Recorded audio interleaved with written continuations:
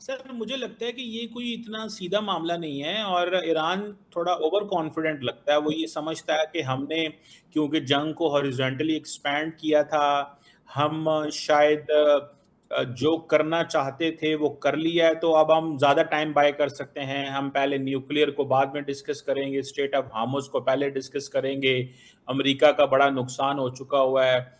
मुझे लगता है कि ये जो कन्फ्यूजन है ईरान के अंदर, इसको ये जंग की तरफ दोबारा लेके जा सकती है। और अगर सीरियस प्रपोजल नहीं आता, वो प्रपोजल जो अमेरिकन चाहते हैं, अब देखिए जारी बात है ये तो ईरान का नेशनल इंटरेस्ट है, वो क्या प्रपोजल देना चाहते हैं, किसको एक्सेप्ट करना चाहते हैं, दोबारा जंग करना चाहते हैं, जारी बात है वो इंडिपेंडेंट सॉवरन मुल्क हैं। लेकिन मुझे जाती तौर पे लगता है कि सिचुएशन खराब होने के दहाने पे है, जंग दोबारा शुरू हो सकती है। ईरान के अंदर डिसीजन मेकिंग प्रोसेस के अंदर बहुत डिले है, निगोशिएटर्स जो हैं वो और पोजीशन में है, डिसीजन मेकर्स और हैं। तो ये जो डिफरेंस है, ये भी प्रॉब्लमैटिक है। और हो सकता है कि चाइना जाने से पहले कोई हफ्ते 2 हफ्ते की एक वो कैंपेन चला लें, ये कोई जरूर पता नहीं है। और हो सकता है कि वो ये कहें कि हम मजीद ईरान को प्रेशराइज करते रहें, हर हफ्ते कोई नया प्रपोजल ईरान की तरफ से आए और हम उस प्रपोजल में मजीद कंसेशंस लेते रहें। इस तरह की चीजें हैं। और ईरान कहता है कि आप ब्लॉकेट को खत्म करें, अमेरिकन ब्लॉकेट खत्म नहीं करना चाह रहे। चीजें वो स्टैंड स्टिल हैं जहां पे पहले थी। ये आपने बिल्कुल बजा फरमाया चीमा साहब, लेकिन जो मोहम्मद बाकिर गालिबाफ हैं, सदर पज़िक्शियान हैं, अब्बास इराक़ी साहब हैं, वो तो कहते हैं हमारे दरमियान में कोई ऐसी डिवीज़न नहीं है और माजी में ईरान ने बड़े लंबे लंबे नेगोशिएशंस किए हैं, उनका ये तर्ज अमल है। चाइनीज़ भी लंबा लंबा खेलते हैं, सुकून के साथ खेलते हैं, ये तो एलिमेंट ऑफ रैशनैलिटी कहलाएगी ना।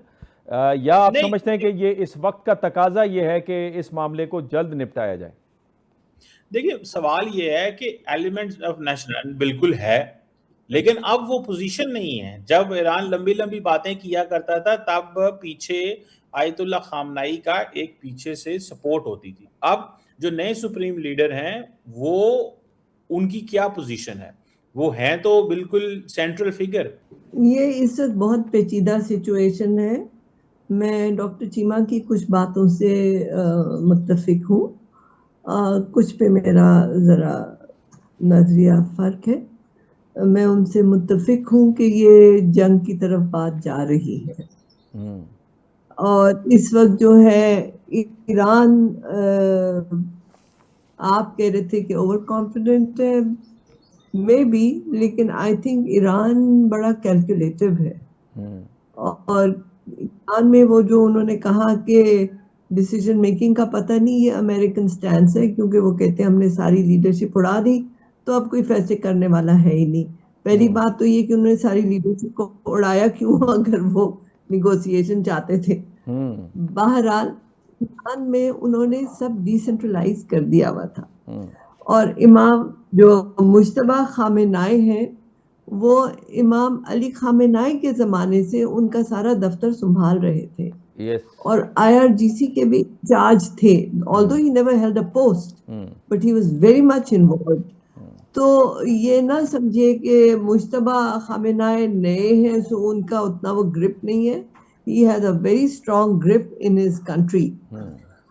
ये और बात है कि और भी जो है जैसे फॉग ऑफ वॉर कि कहा जा रहा है पता नहीं वो जख्मी है जिंदा है, हर किस्म की अफवाहें उड़ रही हैं।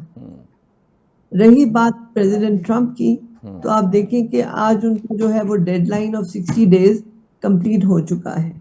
तो उन्होंने कांग्रेस को खत लिख दिया है कि जी हमने जो है जो मिलिट्री पार्ट ऑफ द उनकी एक्सपीडिशन है वो खत्म हो गई है। उसको वो वॉर नहीं कह सकते क्योंकि वॉर के लिए उन्हें पहले इजाजत लेनी थी जो उन्होंने नहीं ली थी। सो पहले उसको एक्सकर्जन कर रहे थे, फिर उसको गॉड नोस क्या कुछ कह रहे थे, but basically bypassing the law.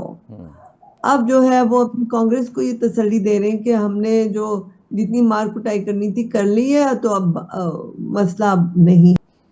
Doctor साहब थैंक यू वेरी मच, आपने मुझे प्रोग्राम में लिया। देखिए मेरे नज़दीक जो अर्जेंसी है इस कॉन्फ्लिक्ट की कंक्लूजन की, वो अमेरिका के लिए ईरान के लिए नहीं है मेरी असेसमेंट में। बिकॉज ईरान ने हर डोमेन में डोमिनेट किया है, इसमें कोई शक नहीं कि ईरान के लॉसेस हुए हैं। लेकिन अगर आप देखें तो जो अग्रेसर था वो अपना कोई भी ऑब्जेक्टिव अचीव नहीं कर सका, बल्कि उसके लिए स्ट्रेट ऑफ हॉर्मज, जिसको I do not know for what reason president Trump अभी स्ट्रेट ऑफ ट्रंप कह रहे हैं, जो कि ब्लॉक्ड है इस वक्त, तो maybe is relating to his thinking. तो मैं ये समझता हूँ कि वो एक बॉस दर्द सर बना हुआ है अमेरिका के लिए, जिसके लिए वो डेस्परेट है कि वर्ल्ड कम्युनिटी उनके साथ खड़ी हो और उनको हेल्प करे इसको ओपन करने में। अब एक क्रिटिकल डेट थी 1 मई, जिसके ऊपर तो उन्होंने एक मैं समझता हूँ कि अनएथिकल एंड इमोरल एक एक्ट लिया कि उसको सर्कमवेंट करने के लिए, कांग्रेशनल अप्रूवल को सर्कमवेंट करने के लिए उन्होंने एपिक फ्यूरी को सस्पेंड किया और मे भी उसका नया नाम दिया, व्हाटएवर। एक पॉलिटिकल गिमिक है जो मैं समझता हूँ कि does not stand to the test of morality. But anyway, ये तो उनकी अपनी पॉलिटिक्स हैं जिसको वो प्ले कर रहे हैं। दूसरी तरफ अमेरिका ने अपनी ऑपरेशनल तमाम ऑप्शंस एग्जॉस्ट कर ली हैं। अभी उसके पास ऑप्शन जो मौजूद हैं, ब्लॉकेड की ऑप्शन वो ऑलरेडी एक्सरसाइज कर रहा है कि बहुत ज्यादा सक्सेसफुल नहीं जा रहा। Boots on ground almost rule out हो चुके हैं, nuclear weapons almost rule out हो चुके हैं। सो मेरे नजदीक अमेरिका के लिए बहुत डिफिकल्ट होगा टू रीस्टार्ट दिस कॉन्फ्लिक्ट, क्योंकि जो ऑप्शन उन्होंने पहले एक्सरसाइज किए हैं उससे आगे उनके पास ऑप्शन कोई नहीं है। बूट्स ऑन ग्राउंड के कॉन्सिक्वेंसेस अनथिंकेबल, न्यूक्लियर वेपन के कॉन्सिक्वेंसेस अनथिंकेबल। तो क्या करेंगे, दोबारा से एयर रेड शुरू कर देंगे, क्या अचीव करेंगे उससे? बल्कि आपने देखा होगा कि पीट हेग्सेथ ने ये एक्सेप्ट किया है कि जो चाइनीज कैरियर किलर मिसाइल्स हैं वो 20 मिनट्स में हमारे तमाम शिप्स को जो है ना वो सिंक कर सकते हैं। तो बहुत बड़े रिस्क है अमेरिका के लिए। President Trump is going to China, वो नहीं चाहेंगे कि उससे पहले एक दफा फिर एक नए सिरे से राउंड शुरू हो जाए। सिर्फ मेरा ख्याल है कि नॉन काइनेटिक रहते हुए वो प्रेशर जारी रखेंगे, प्रेशर जारी रखना चाहते हैं। बजा फरमाया। चीमा साहब 1 मिनट है, इसके बाद वक्फे पे जाना है। ये जो 1.5 घंटा बातचीत होती रही प्रेसिडेंट ट्रंप और प्रेसिडेंट पुतिन के दरमियान में इसी सिचुएशन के ऊपर, वो क्या होती रही? आपके पास कोई इतलात हैं? नहीं, देखिए सिंपल सी बात है। मेरा ख्याल है पुतिन ने कहा कि मैं आपकी हेल्प करना चाहता हूं इस जंग में बंद करने में ईरान की। उन्होंने कहा थैंक यू, कोई जरूरत नहीं है, आप ये यूक्रेन वाली जो जंग है इस पे बंद करने पे बात करें। दूसरी मेरा ख्याल है उन्होंने न्यूक्लियर के हवाले से बात की होगी, क्योंकि शायद एक व्यू ये है कि ईरान अपना जो एनरिच्ड यूरेनियम है वो रशिया को दे सकता है।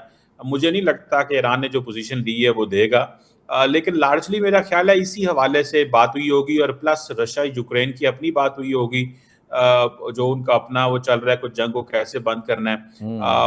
मेरा ख्याल है कि लार्जली इसी हवाले से मेरा ख्याल है कि अभी जैरेड कुशनर उस पे चीमा साहब एक आपको याद होगा प्रेसिडेंट ट्रंप ने, प्रेसिडेंट पुतिन ने एक ट्वीट की। उन्होंने कहा अगर ये जंग बंद नहीं होती तो इसके बड़े सीवियर कंसिक्वेंसेस होंगे, ये हमने कन्वे कर दिया है अमेरिका को और इजराइल को।